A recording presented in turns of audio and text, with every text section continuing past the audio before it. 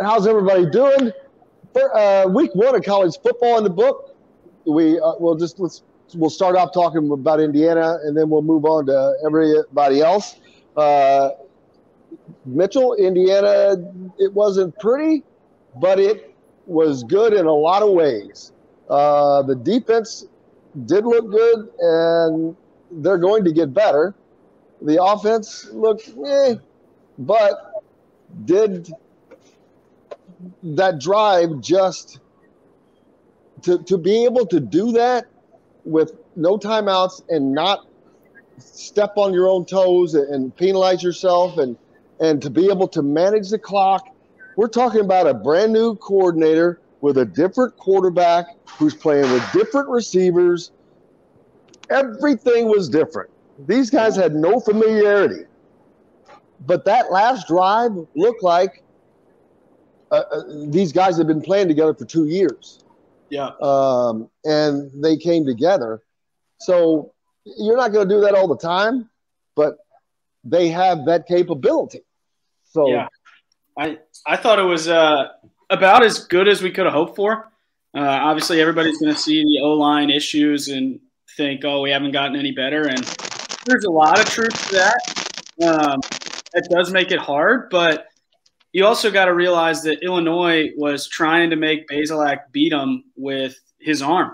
There was 8 guys in the box on some plays and generally 9 guys from the line of scrimmage on every play. 9 guys, 7 or fewer yards from the line of scrimmage, I should say.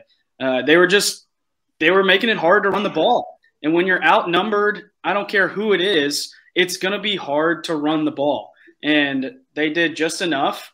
And hopefully you see some improvement this week and we can impose a bigger, stronger,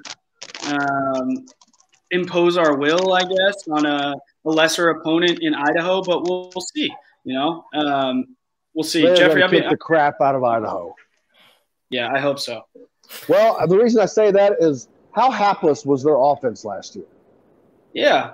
I mean, they put 56 points on this team last year. They scored 24 touchdowns all of last season. 8 of them came in this game. Yeah. Idaho just went to Washington State and gave them the lead. They had the ball for 36 minutes and did not even get 300 yards of total offense. Okay. Don't need it. It was a one-score game. Indiana's good. I think Indiana smokes Idaho. I agree. I think it's a game that you need to come out and smoke Idaho. I'm not saying it's going to be a game, but I know what's going on in the building right now is ultra intensity and making sure that you don't think, well, we scored 8 touchdowns last year, we're just going to do it again. I expect to see a very focused Indiana team, especially up front. That needs to score. This team needs to score 8 touchdowns. I agree. They're going to build off some confidence off the last drive. I mean, that's the last drive in the Illinois game couldn't have been more perfect for the season. For whatever reason, when I was watching it, it felt like, okay, what are we going to be this year? When we started that drive, what are we going to be? And the fact that they faced the challenge, Illinois, I thought, played really well, did a lot of things. I thought they dictated the entire game. Indiana snuck away with a win. Illinois felt like they were going to win for – Buddy, how about the first 2 plays of the game? It looked like Walt Bell sent the plays over to the defensive coordinator. I felt so sorry for Sean Shivers. And when I rewatched that game, they had a 3-wide set. Indiana did. So they had 3 wide outs to the left, which been strong side defense. Yeah. The guy that made that hit was the cornerback. And when I rewatched that play, as soon as that play started to develop, he leaves his man and made a beeline straight to Sean Shivers and knocked him into last year. Yeah. It was more like Sean Shivers. Yeah. Dude, I'm telling you, I don't think he was right for at least half of the game. And that may have been part of Indiana's running problems. He got knocked into next year. As a guy that's run plenty of bubble screens in my time, you were never worried about, especially in a 3-wide set, because those guys are always going to be blocking man-to-man. and the outside guy's block is the hardest because that corner is already looking inside, and he's going to see the play develop right away. And he's going to trigger, and that outside guy has to know that, and he was just a little bit late. And for the guy that's running that screen, your eyes are back at the quarterback. You weren't worried about the two first guys. You could see them. That outside guy you never see coming, and I've been hit, I don't think as bad as Shivers, but I know that didn't feel good for him, but I bet the receiver that was out there felt a lot worse. That reminded me of Jadeveon Clowney. Yes. Was it South Carolina? Yes. He knocked that guy's helmet off in the backfield. Whew. Yeah. It looked like Jeffrey the Greek playing, baby. I want to piggyback off something Dustin said. By the way, anybody that's listening, Dustin is the co-host on the midweek for the Eyes on Big podcast. So shout out to Dustin since he's on the show here. We very much love to have him on the podcast. But he brought up a great point. We should have made that an Indiana Sports Beat production. Still time.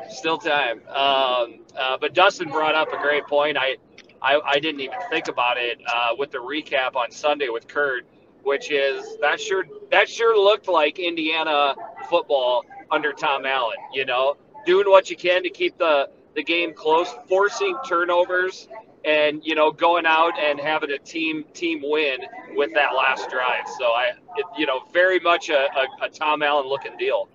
And sadly for Indiana, what that means is you have to milk every ounce of everything from your top receiver, from everybody. You have to get the best out of everybody. When some of these other teams are going to play, they don't have to get – this guy didn't have to have his greatest day every day. Indiana has to. They have to create those turnovers. They have to, because they're one of those teams that's on the margin, that's on the edge. And so they've got to do everything they can to put the advantages in their court, which they did enough that last week. They're not going to have to worry about that for the next 2 weeks, but I think that they have time to educate themselves and get better at that.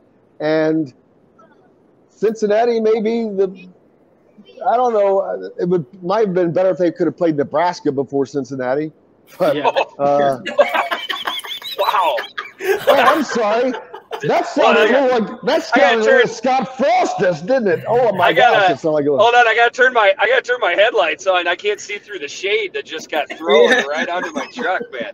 You know what? And that's funny thing is, I did not that was not pre-thought, but as soon as it came out, I'm like, oh wow, that's funny. That's a little Scott Frost-ish, baby. Yeah, that's what Scott Frost said got him in trouble with Indiana.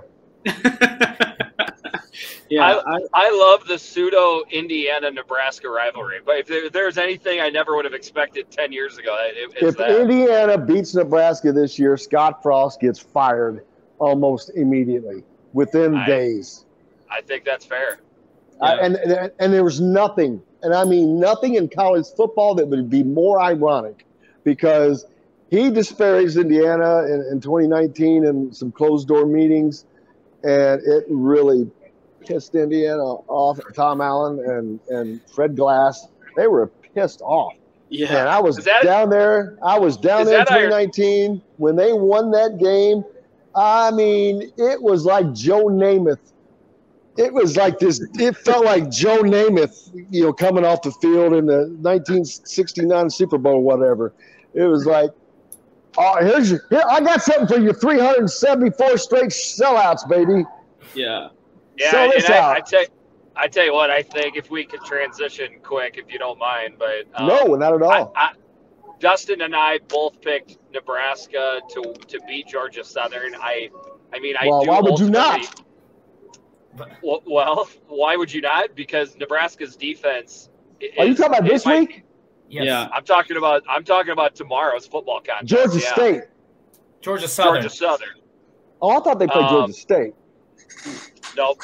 Georgia Southern, Nebraska. I mean, it's right around a 17-point spread.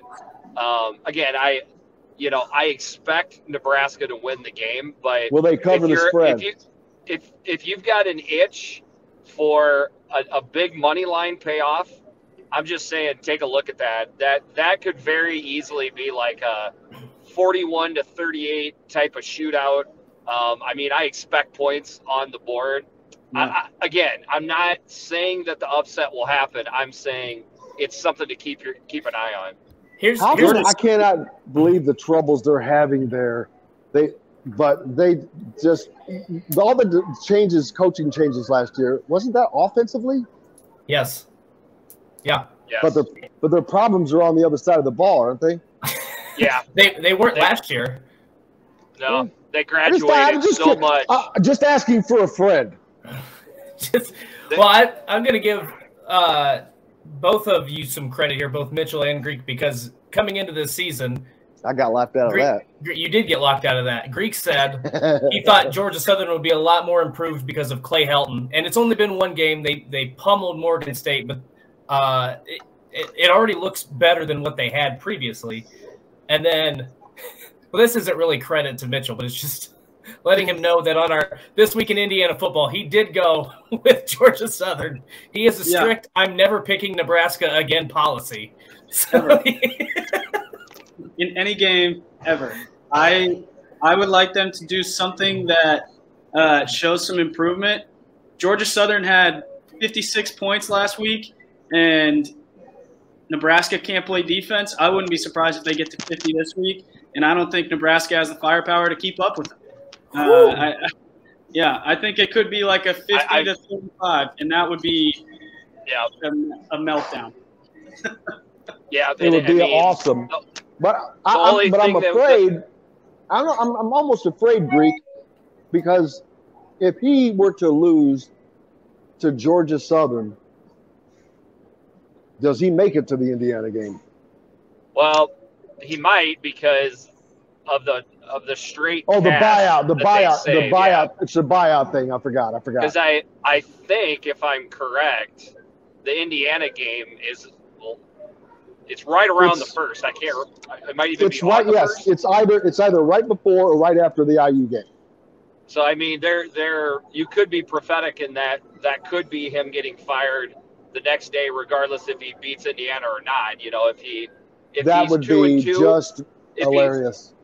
Yeah, I mean there's a guy that reports on Nebraska, Steven Sipple, who I really like. Like he's definitely a Nebraska guy, you know, but he has very, you know, in the center type of takes, and he talked about it this week as well. Like a bad showing against Georgia Southern, win or loss, a loss versus Oklahoma, it might not make a difference what happens versus Indiana.